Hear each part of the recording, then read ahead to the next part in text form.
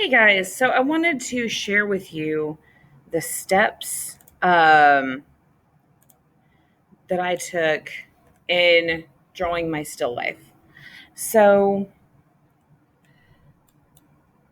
start off with just a photo of these three objects. It's one of the example photos that I put in the original assignment 2 weeks ago, which seems like a very long time.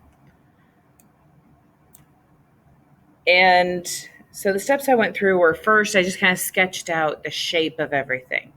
Um, so I've got my sphere. I have a cylindrical object and I have a little line going across because there was a separate lid. Then I've got my box over here. So very simple stuff we've been doing.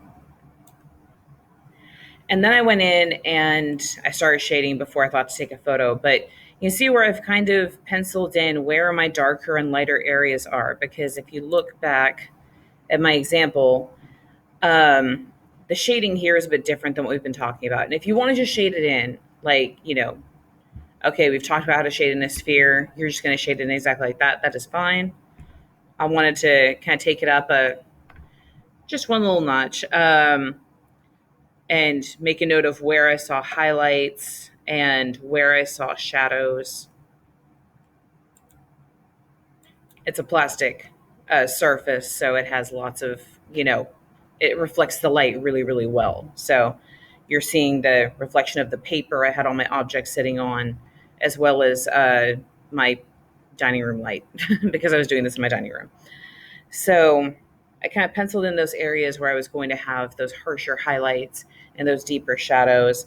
And I just started shading in. And my shading technique was the same as I've been telling you guys to do, just small overlapping circles, starting off light, building up into dark. So whenever I took this one, I was pretty much finished with the sphere. I went back and touched it up a couple more times because I don't know, I wasn't very happy with this bit here under the mouse.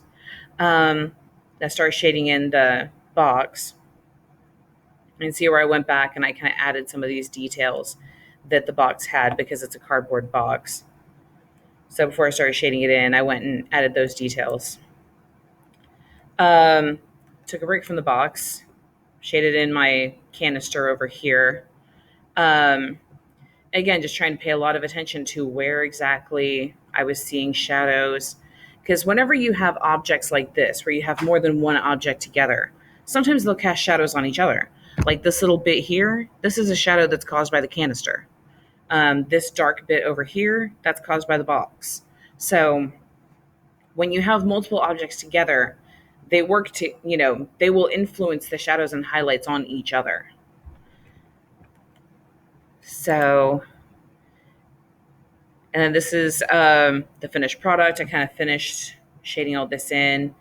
And I was using a dark shading pencil, but other than that, I wasn't using any sort of like specialist equipment or anything.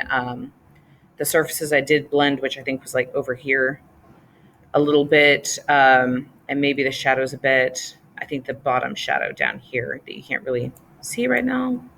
Can I move this? No, I cannot.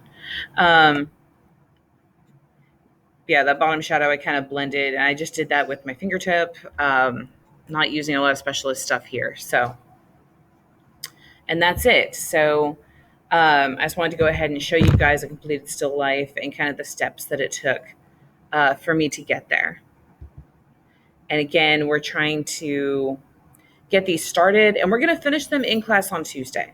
So don't rush it and do kind of a hack job thinking that you have to get this completed today because the assignment was posted yesterday. It's going to be due on Tuesday. So take your time, do a good job. And I think you'll be surprised at how much you've improved over the last 2 weeks. So thanks for joining me today, and I'll see you guys Monday.